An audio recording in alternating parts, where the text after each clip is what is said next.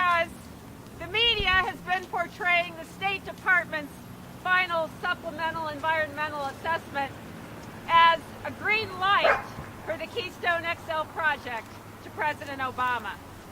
But it is not a green light. That is simply not true. And if you look at the executive summary, you'll see that the State Department acknowledges that climate change is real, that climate change is caused by greenhouse gas emissions, caused by humans, and that the tar sands is dirty oil, 17% dirtier than the average crude in the United States. Barack Obama, don't be green. Keystone equals climate change. Pipeline no! Pipeline no! Pipeline no!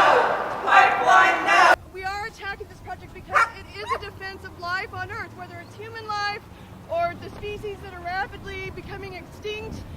Every day, over 200 species go extinct, and a lot of that is due to climate change. So this is a life or death situation. If we don't stop this pipeline and stop carbon pollution, there'll be nothing else to discuss.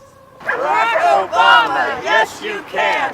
Stop the dirty pipeline plan. Democracy looks like. This is what democracy looks like. Even the most non-environmental person has to be concerned about the issues here.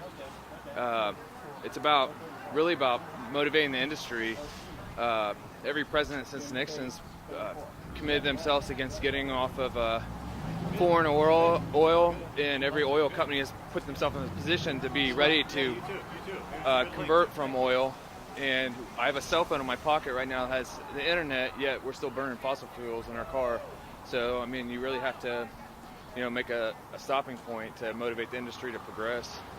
Well, when I heard that the State Department had issued their statement, their environmental impact statement on the Keystone XL Pipeline, I watched PBS and I watched NBC News, and the message was Obama's got the green light. He could go ahead and approve it or reject it. It really didn't matter, that they didn't really say anything of importance, and certainly nothing that would cause him to reject it.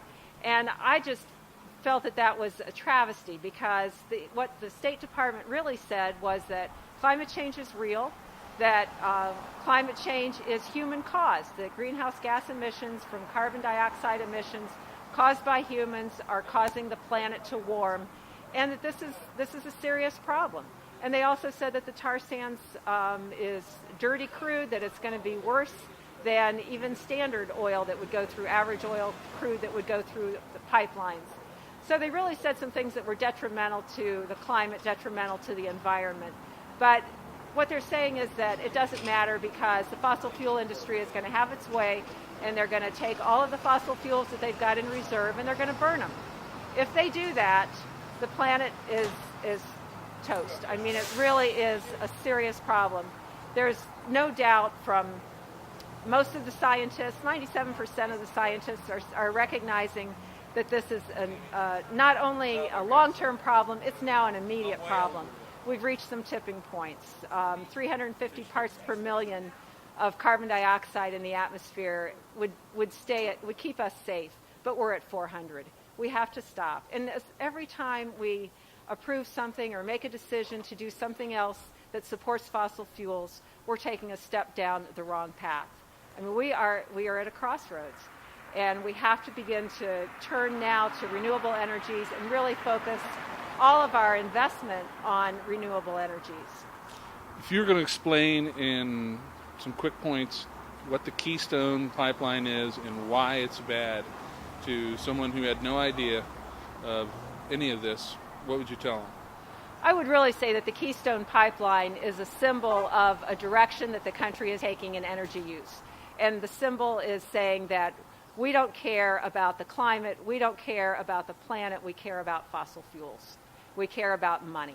And so we have to turn away from fossil fuels. So the Keystone XL, the tar sands, is a symbol because it's the next step, and we're taking the wrong step if we go forward with it. I also want to add that I come at this from a faith perspective, because I believe that God created this earth for us to enjoy and for us to take care of. And we are not being good stewards of the earth. We are trashing the planet, and we have to turn that around now. What can people do locally here or nationally to get involved or learn more about this issue?